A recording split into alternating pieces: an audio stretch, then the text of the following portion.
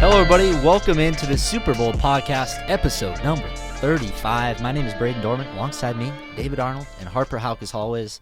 Today we have a very special guest that I'm going to let my man Harper introduce to all of you. Yeah, I'd be delighted to. So we have Mr. Cory Tubbs here with us, GCU sports chaplain. Not only is he a great sports chaplain, but him and I have been fortunate enough to get to know one another a little bit better this year. He's been a mentor for me, just being able to go to him and seek life advice. And so super excited to have you on, Cory. Hey, I'm excited to be on. I feel like this has been a guest that we've wanted, we've talked about having on for a while. So thank you for taking time out of your busy life to come on. A couple life updates for you, right? A newborn as of recent. Right.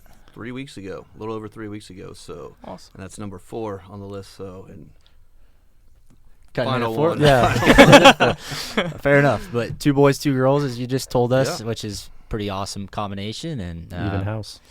Yeah, even the household out. So That's right. It's amazing. Having a sports chaplain on is just such a blessing. Like we love to combine our faith with sports, and that's something you get to do every day.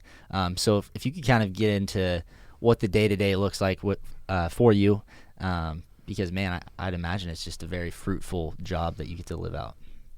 Yeah, I mean, as a sports chaplain, every day is a little bit different as the, seasons are, you're in and out of seasons, different teams are at different points and, where they're at in the year. And so, there's some weeks where I feel like I'm meeting doing like tons of one-on-ones with students like Harper and, whoever else wants to meet. And then there's other times where I'm going to lots of practices. And so, like every day is really different. But I do spend a lot of time doing one-on-one meetings. Spend a lot of time going to talking to teams, and then yeah, just it's kind of, sports chaplaincy is kind of a ministry of presence where it's just important for you to be around. And sometimes you're not actually doing anything specific, but you're just kind of there building relationships, building rapport with players and teammates and coaches, and so. So there's a lot of time at practices and games and pre-games and every day is different. And then there's some of the day-to-day stuff that's not very glorious. Like there's the meetings, and then there's prepping on certain projects. Getting stuff ready for whatever the next thing is. So every day is very different. But that's kind of something I love about it. I love that it's just a variety and that it keeps me on my toes. So. Totally. I would imagine there are sports chaplains at most colleges. Correct me if I'm wrong, but being at a Christian school, GCU, to be exact, do you think there's any difference in what you do and I guess what you're allowed to do here as a sports chaplain? Yeah, definitely. Actually, I don't know. Not every school has chaplains for their athletics, and I mean, I only know of a few that are actually do it in the capacity like myself, where they're employed by the school. Most of them. Have like an outside affiliation like Athletes in Actions or FCA. Mm-hmm. So for myself, I only know of like a few others who are working for their school doing it. But it's a huge advantage just to have GCU invested into that venture, and it helps me be able to be present and have access at the things I need to be at in order to build those relationships. And so it's a huge advantage to be. Just employed by GCU, and for them to be, backing me and supporting me on the ride. Totally. I feel like there's also another advantage here where the coaches that are hired are almost certainly going to be somewhat in their faith at GCU. Oh, yeah. Whereas that may be a barrier with other schools where the coaches is like, hey, my players aren't this. They don't have time for that. Whereas the players, on the other hand, may have an idea, but those are the people that you got to go out and reach. So I would imagine it's been pretty easy to deal with coaches, and not even deal with them, but also build good relationships with the coaching staffs here. Yeah, it's easier. I mean, to tell you the truth, though, like every coach, I never consider anyone as like an either or. I mean, I think everyone's at a different place on their journey, and so that's right. Even if they don't have a faith commitment of any sort yet, it's always been pretty easy for me to build relationships with those type of the people that are in that circumstance. And so I don't really care about it too much. I'm still gonna start building that relationship. And sometimes when they are already a believer, I mean, it's nice because they want that. and so it just kind of sets the stage for you. So I remember, like, as we've been meeting this year, you've been telling me more about your job, and as you're discussing it with us here, it's like a very relational approach. Yeah. And I remember one of the things you told me that stood out was just meeting people where they are. So, like, when it comes to that relational approach and meeting people where they are, what does that look like when you meet someone new? What did it even look like with me? Like, for example, like I think what was it like? I think it was August or September was the first time you and I had met. So it's like, you don't have to go too specific with you and I, but like when you talk to a new athlete or even a coach, like what does that look like, meeting people where they are? Yeah, I think it starts with just having a genuine curiosity about people in general and about their lives and where they're coming from. So I just, I'm going to ask them about, what their story has been, what got them to this point. And sometimes that's like, sometimes that's as simple as like, yeah, I was at this other place before and now I'm here. And sometimes it's like, well, growing up, I was, Sure. but I'm always going to try to, when I first come to know somebody, I'm going to try to express interest in them. I'm going to try to show them that I want to know more about them, that they're a person that I see as valuable no matter who they are. And I want to know, what makes them the person, what events, what people, what relationships, circumstances have made them the person that they are, and help and go from there and help build that relationship from there. And I just think it just helps people feel valuable in any circumstance, just to be asked questions about them. They always say that, like, everyone's favorite topic is themselves. And, yeah. And that's probably why I'm doing this podcast. No, no, but everyone enjoys, for the most part, telling their story. Sure. And so I just love giving people that opportunity and just seeing how I can, where they're at, where they've come from, and how that's built them, and how I can, see what I could do to offer to help them keep growing. That's cool. Oh. I'm thinking here, like, so I'm assuming, I guess, growing up, being in ministry, right now being in ministry, right?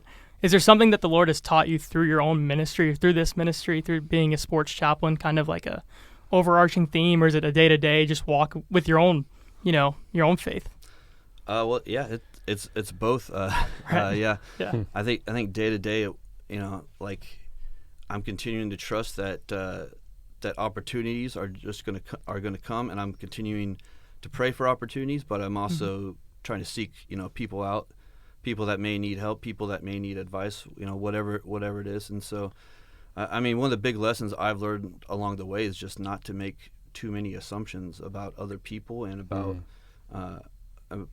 who they are and what their story is, and to be real open about where they're coming from, and also to on the other side of that, to challenge my own assumptions, and to not just assume that I know everything, not to just assume that all the little intricacies of my beliefs are the correct beliefs. Like, hear people out, if they believe differently than me, then hear them out on why they believe that way, and not just assume I'm always the one that's right and has like all the truth on my side.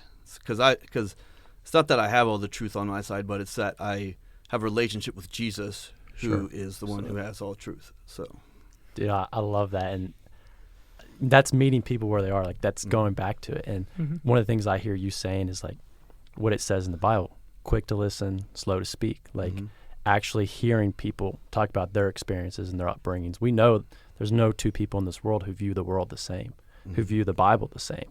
Like, there's fundamental truths that we should believe, but there's going to be like the intricacies that you're saying, like, and being able to just listen and hear them out rather than assuming it. Like, that has got to be so big, not only for your ministry, but all ministry, right? Like, I think one of the big downfalls of Christianity, like us as believers, is we come off as preachy. We come off as pushing it down people's throats, when we could just probably be taking a little more gentle, loving approach and getting to meet people, getting to walk alongside them relationally.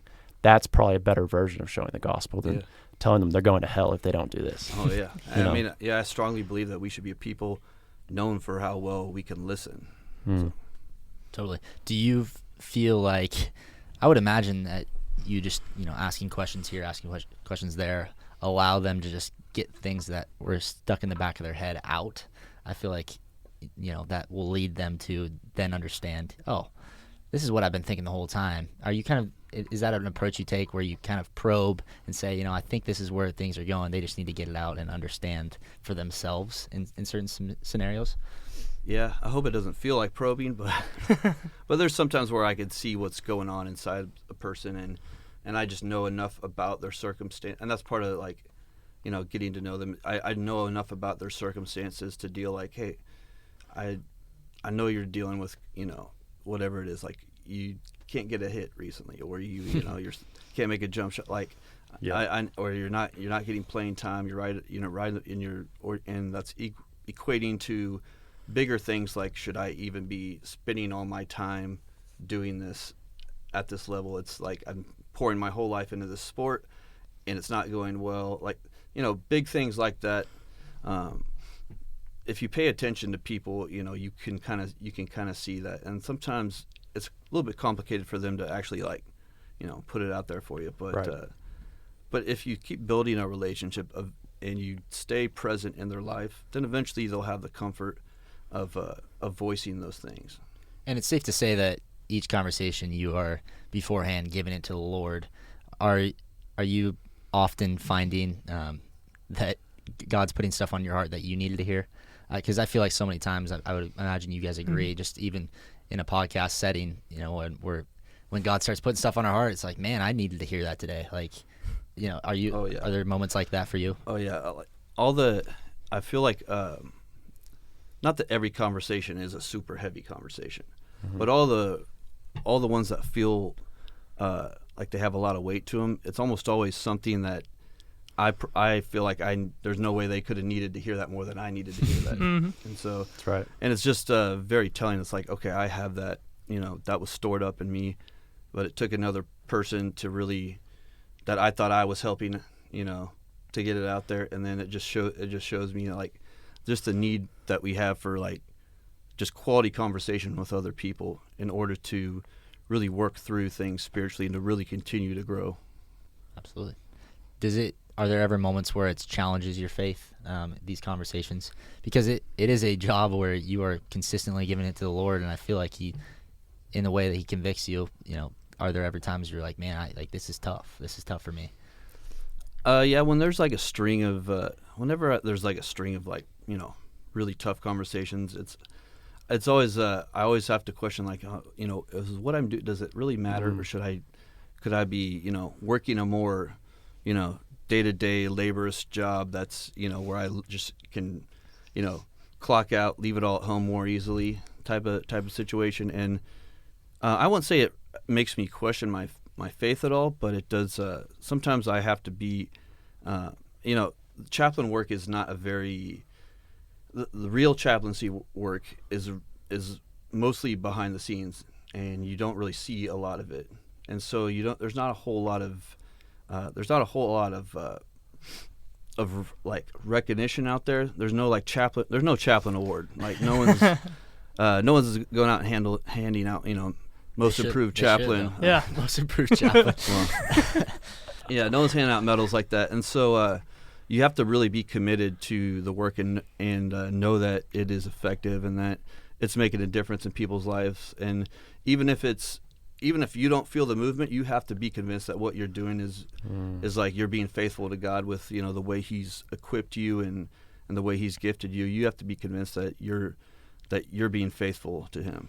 Totally. So I'm curious, with you pouring into so many people as part of your role, how are you poured into? Do you have community around you? Of course, spending time with the Lord. What does that look like in your life? Yeah. Well, I mean, yeah. As far as other people, I'd say the main person that pours into me is my boss, which is Pastor Tim, Tim Griffin, our Dean of Students and campus pastor. He has a lot of titles. Yeah, shout out. But yeah, he's someone who really gets it because he worked in several years. I'm fortunate he knows the landscape where he worked in several years as a chaplain for NASCAR and other motorsports, and he really gets it. He really gets what the job is like, and so he's always able to speak life into into whatever situations I'm trying to navigate. And yeah, I just honestly like one of the other people I just know is always in my corner speaking life into me is my wife. And yeah, she's just really, she's like the how do I say this? I don't know how to say she's the most spiritual person I know, or the most smart. She's some combination of the most spiritually smart person I know. Oh, That's awesome. awesome. No, but It's a good person to have in your corner. yeah, Absolutely. but that's kind of what you want. But just having the support of your partners is huge. And so I would say, like, being poured into, that's one thing you don't expect going into marriage. But you find the right partner, they're gonna make you better in that way, and they're gonna help you in your relationship with God and walking with Jesus. So yeah, those are kind of the main factors. And apart from that, it's just about making sure that there's a daily rhythm, and that there's space between when everyone else starts asking you questions for you to just be with God, and just pushing that, creating that margin before and at the end of the day, making sure that first thing is first. That's like the number one thing, because it's that classic analogy of you can only pour out what you are filled up with. So. Right. That's right. And the best version of Cory is the one that's pursuing the Lord first. Yeah. Yes. You're able to pour into athletes like me and other athletes across campus and coaches when you're spending that time with the Lord. Mm-hmm. And there are days for everybody that you're just not feeling it. And I got to imagine this is a job that can be taxing. And on a bad day, because we all have them, how do you go to the Lord, and how does He, push you along to get through a day, to push through 8 conversations with 8 different athletes on a day where you're just like, realistically, I could use some spiritual rest right now. Is it taxing in those moments? I'm just kind of probing at you here, but I am curious, because I know there are days when I can tell I'm supposed to talk to somebody about the Lord, and I'm like, man, this is just a tough thing for me to do right now in this present moment, this life thing I'm going through. Yeah, there's days like that. I really try to space out, my time with my time meeting with individuals, and so that it's not stacked up high. I think that the important thing for me that I always have to remember is that, like, no conversation is urgent, and nothing depends. Like, these are God's student athletes. Nothing, and this is my job, but nothing depends solely on me, and that God's doing work in their lives, and He's going to work in their lives despite whether I have the perfect conversation at the perfect time with them or not. So just keeping that perspective of not everything's on my shoulders, Totally. and that God's at work when I'm not around, and just remembering that. That's good. Wow. Another question I have, I'm sorry, but you're just bringing a lot out. You got 4 kids, and you deal with older kids, right? People that are becoming adults, but you got people that you've seen go through different things, athletes that you've seen that have walked out their lives in different ways. They've had different backgrounds. How does it kind of teach you to be a better parent? Because I would imagine there have been some stories where you're like, man, like, I can't let my kids go through that. But also balancing that, God's gonna, His plan's gonna be ultimately the right one for your kids, and it's gonna be different for each one of them. How has it taught you to be a better parent with these conversations you've had with student athletes? Yeah, I think, even before being, an athletics chaplain, I had, years of working with college students before that, and seeing students from, like, every type of background. And, people will ask me, like, sometimes about, like, what, do you think it's better for kids to go to public school or private school, or, whatever. And I always tell them, like, it doesn't matter what their educational journey, what sport they choose, any of that. It's all about having a good, healthy family at home. And yeah, I think I've just kind of been reaffirmed that, the most important thing that you, as a parent, is just to provide them with a healthy and supportive and loving home. Because you can see, like, I work with, student athletes come from all different areas, like all different types of homes from, all over the world, and different denominations, or like non-religious homes, or different types of school, private, homeschooled, public school. Like, they're from all different types of backgrounds. And really, the one thing you notice is like the healthiest, college students are the ones who come from, a solid, healthy home life. And so, yeah, it's really reaffirmed for me to make that a priority, to create that with my own house, and to do whatever it takes to make that like the main thing with raising my own children. Totally. Piggybacking off of that, hearing all these different stories of the athletes coming from different nations, different worldviews, different homes, I imagine that's really humbling and eye-opening. How has that helped you in your own walk? Like, can you elaborate a little bit more off that?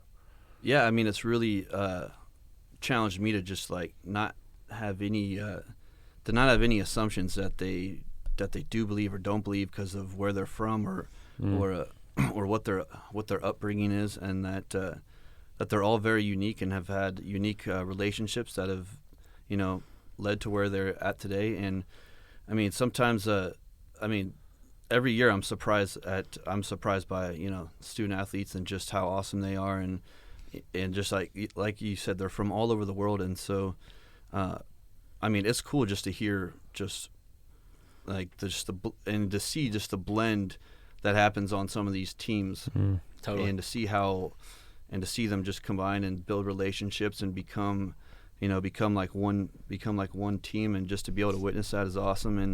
And I just love hearing about their different experiences and where they're coming from growing up. And a lot of times I get to learn about different faith movements that are going on in the world that I don't know a lot about, and it's really it's humbling to just know that God. I can't just assume that they're just now coming into where God's at, that they've been some place where God's working in some way wherever they're from. Mm-hmm. And so just figuring that out and learning about that is really humbling, and it's incredible just to learn about their journey. Well, I mean, we've been able to talk to Harper so many times about a team full of internationals and that blend and different religions that are even on the team. And how have you, I mean, you kind of answered it a bit, but are there different tactics to evangelizing to internationals who may actually come in with a different religion or a different worldview? Yeah, I mean, I don't have any differing evangelism tactics. I just try to get to know them. Like, really, it's just about building a relationship, because I don't see any of them as like any sort of like project, and I don't see it as my job to convert them. It's just my job to show them that God loves them, to walk the way that Jesus has showed me, and to just be a light to them. But it's not my job to create. It's not my job to force any type of change in their life. So just being there for them, because I mean, when you think about it, a lot of these people are on the other side of the world, and they don't know a lot of grown-ups over here. And so just making, being a presence in their life and helping them to feel like they have another adult that cares about them, I think is just the priority number one. And if that leads to some deeper conversation, that's awesome. If it doesn't, that's fine. That's fine too. But I have felt like it's been awesome getting to know students from other countries and just learning from them. And yeah, it's incredible. That's one of my favorite parts about the job, actually. Yeah, I'd imagine. I love that. When you're going back to kind of like, you don't have to force anything, right? You're just getting to know them and loving them and loving Christ. Like, that's really as simple as it is discipling. And of course, there's conversations and stuff, and the Spirit will lead and guide and allow those conversations to happen. But just loving the person, like that's where it is. Yep. That's where the whole gospel is originated. I mean, like, Jesus Christ, out of his love, that's died on that cross. And man, it's like, let's just go share the love, because in a world where there's hate, there's all kinds of craziness going on, like, we're going to stand out if we're loving people and if we're serving people, because that's not the way the world is currently for a lot of areas. Yeah. And maybe, I mean, sometimes people can come from a different part of the world where they have a bad view of Christians, or a bad, or maybe they have some personal experiences where they have some hurt. And so I just want to try, like, regardless of their situation, if that is just to be, hope that they will be surprised that that is not everyone associated with Jesus, that's not a true representation with them, and hopefully can surprise them that there's someone like in their presence that they can talk to, that they can understand more about that because of that relationship. And I would imagine there's probably pressure with like being like the face of Christianity for some people, right? Coming in here and they're Sure. like, that's all right. This guy is supposed to, represent Christ. I'm sure there's pressure, but also such a privilege to that God's put you in this position. You're here now. This is what you've been doing, and we've had a great conversation about that. But what does your life look like before that? How did you get to this position? If maybe a short testimony of what God's been able to do in your life to get you to where you are now. Yeah. What's cool about that is I never foresaw myself, being a sports chaplain. It wasn't something I'd ever set out to do. But now looking back, I can see the different things in my life happening. Even just like little things like obsessing over certain sport like eras of sports teams, and like just like my interests growing and everything. Seeing pieces just kind of shift and move and help prepare me, and I didn't know it was preparing me for being a sports chaplain, but then lo and behold, years later, like I'm put in that position, and those experiences are, helping me navigate my circumstance. So, I grew up in Kansas, and I grew up in a house where sports were a big thing. My dad was a teacher and a coach, and it was always a huge part of our house growing up. And so, it felt like summer came along, baseball season, we were out Every weekend. every day of the night. That's fair. Every night of the week. And so, it was always a huge part of my life. And then, and so I didn't really know what I was going to do, where I was going to go. I was a pretty new Christian in high school. Also, I would say I was like a JV level Christian at that point. I remember you telling me that once. Yeah. I was. It wasn't a super central to all my decision making and who I was. But then I just found myself in a place where I, through random circumstances, ended up going to a college where I had really awesome Christian community, and I had a lot of learning about God's word, and that was around me all the time, and my faith just really took off in that environment. And I don't even know how I ever got to that environment in college, and why I even chose that route. But now seeing that, I see how it prepared me, and how I changed so much during that time, and how it was such a huge part of making me who I am today still. And from college, I thought I was going to go out and I was going to work in the church world, and so I did that. I got a job working at a large church here in Phoenix for about 6 years, and then I decided I want to work with young adults. So that's when I came to work at GCU. And then I was working in the spiritual life department for about 5 or 6 years, doing the campus ministry thing. And then one year, just kind of randomly, I got asked to be a chaplain for the soccer team that year.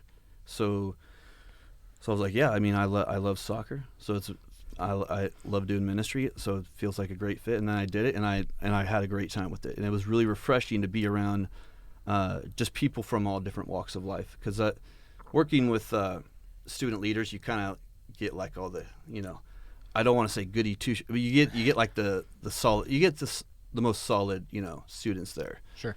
And so it was really refreshing being around some people who didn't have any obligation to be nice to me, who I kind of had to win them over a little bit, and how Sure. And who didn't all think the same things as I. So it was just a really cool experience, and I liked it.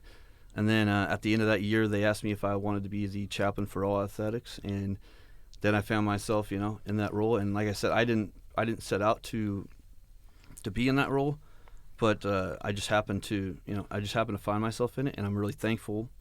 I'm really thankful things transpired the way that they did, but because I really love what I do, and I plan on doing it for a long time, but we'll see, Yeah.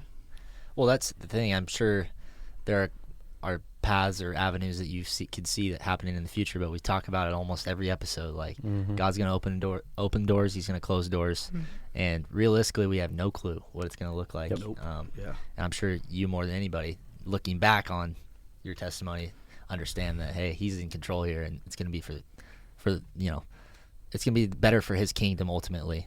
Whether it's better for my life or it may look completely different, it may be in a different state ultimately it's going to touch more people, which is the ultimate goal of God's kingdom. Right? Yeah, absolutely. That's awesome. And I love that, like, looking back. Oh, that's what you were doing, Lord. Oh, Yeah. that's why I had a weird obsession with Kansas basketball. I remember Yeah. you saying that.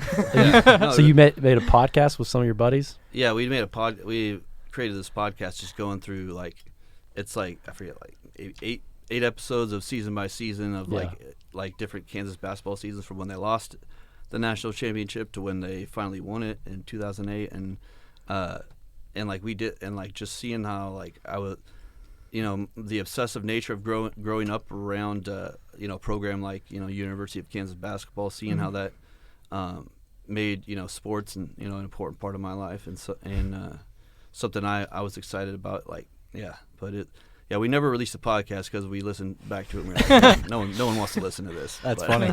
That's awesome, though. Like, it's cool, you know, even for us, you know, like, sports was certainly a passion, you know, a fun thing that we enjoyed, you know, growing up, played in, had experience with. And, I mean, it's cool how God will give you he'll give you things that excite you, that interest you. And it's like, hey, that may not be all, right? There's, now it's like, it's not just sports, like using sports to glorify him.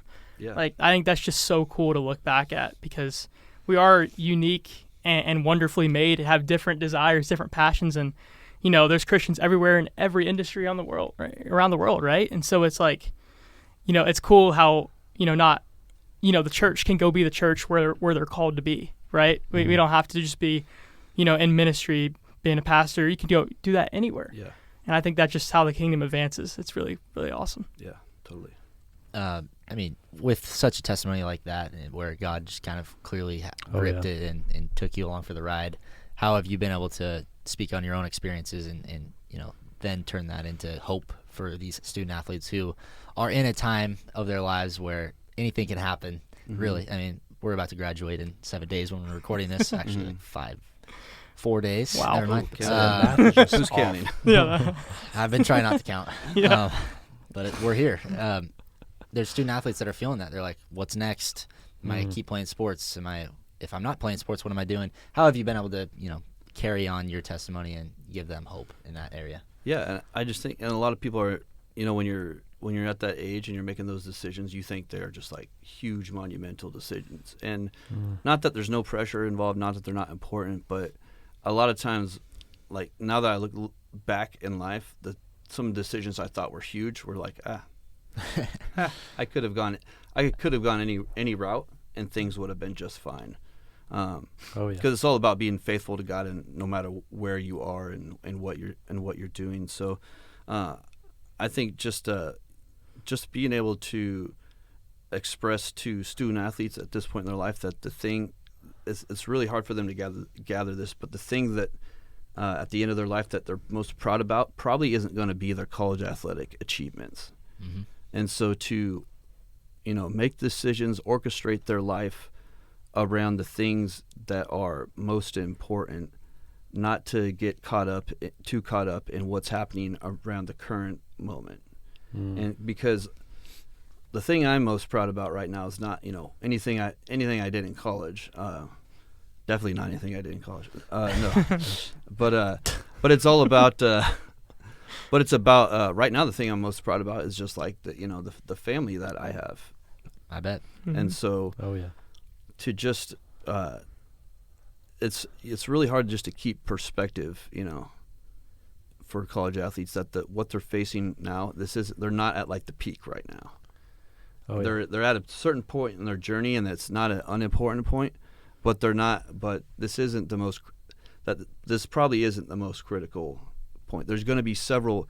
It's a journey, and there's going to be several critical points, and there's going to be important decisions made. But you're probably not going to look back and think that this is like this was the make or break moment. Right. Mm-hmm. And I can be a firsthand witness to that.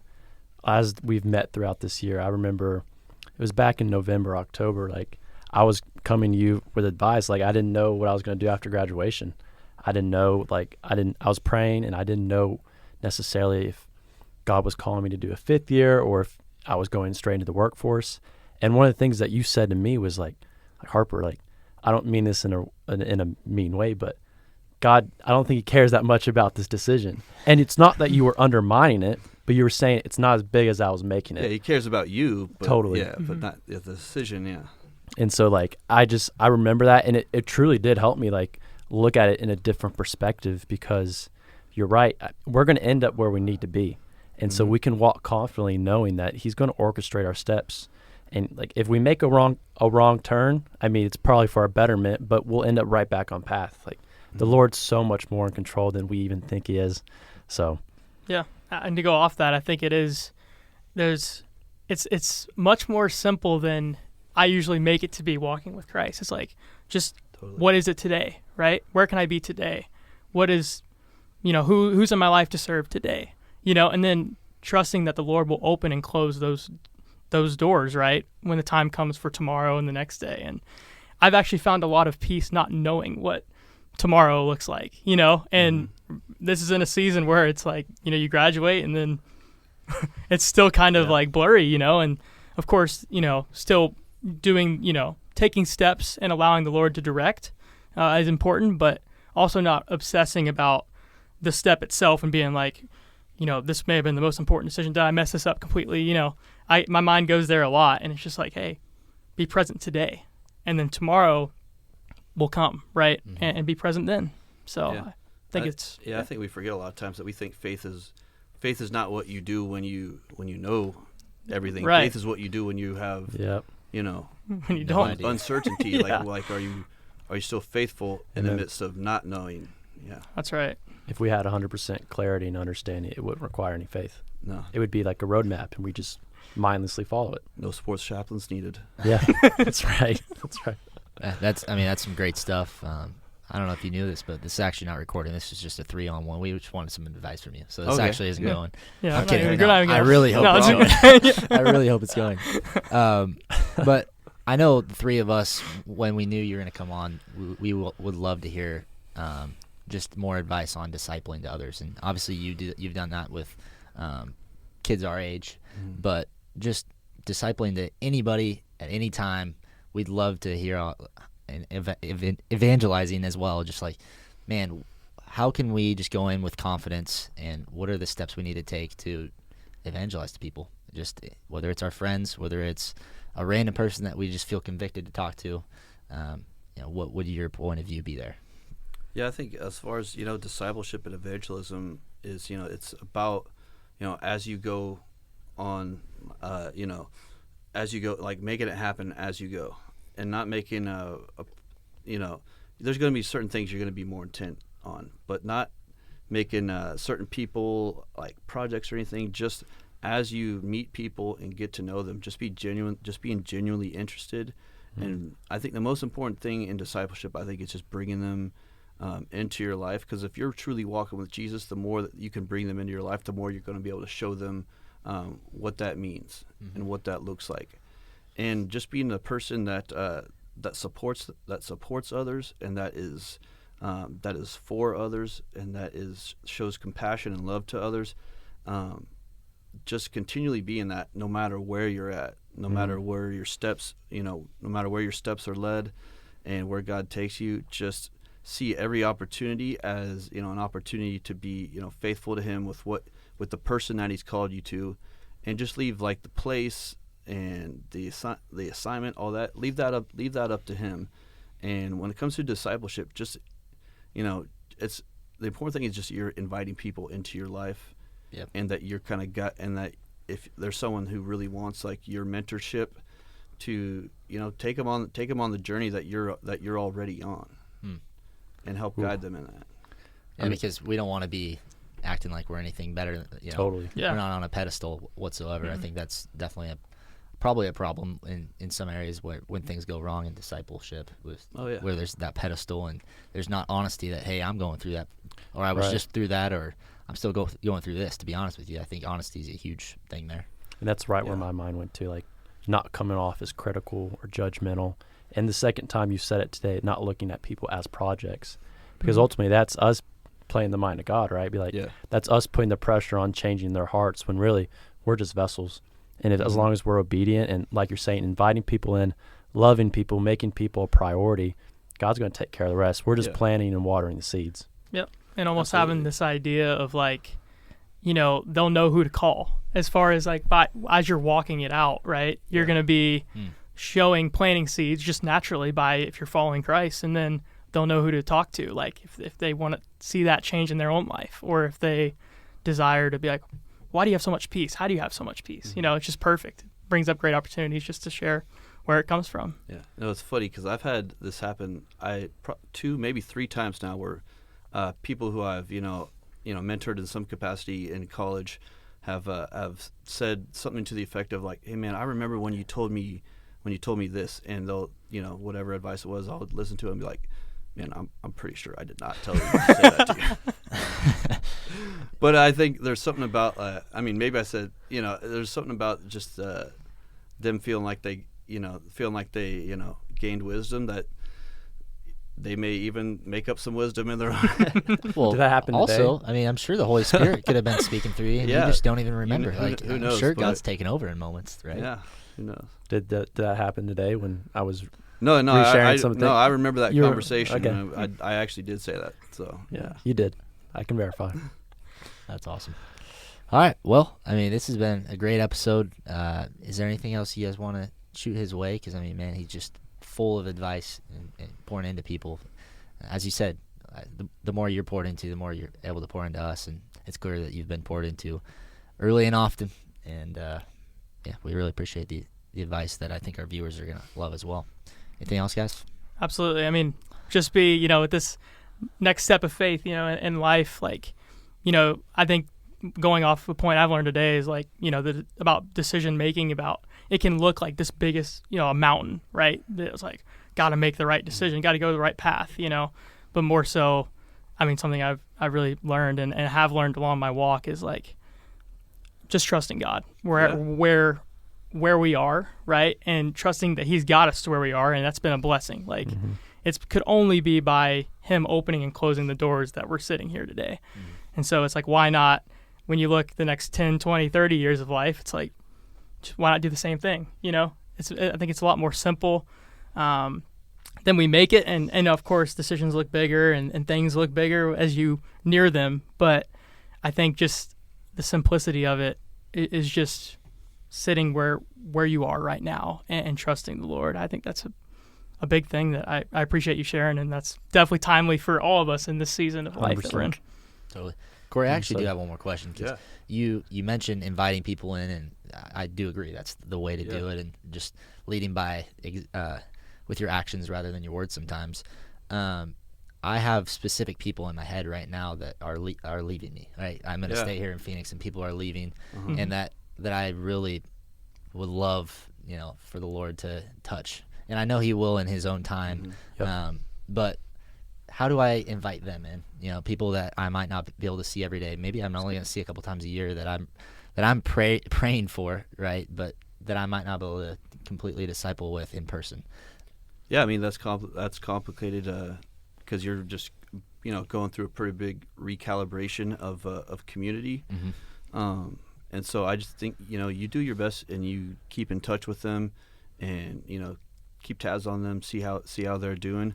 But you just have to certain parties you're gonna have to understand you're not going to be the person that's walking alongside of them. Absolutely. And whatever their next steps are. Yeah. And so just continuing to occasionally just reach out, see how they're doing, and maybe you can have maybe there's some long distance influence. And then I've always just people like that in my life. I've always prayed that they would just find community and relationships with really strong people wherever they're at, and that they would that God would just bring people into their lives that would be a light to them, knowing that it's not likely going to be myself, but because everyone plays a different role in someone's journey, and maybe you're part of the early on, or maybe you're one of the ones that really has like a heavy influence in in big life decisions. So just continuing to pray for them, that other people would come in their lives, and keeping tabs on what you can be.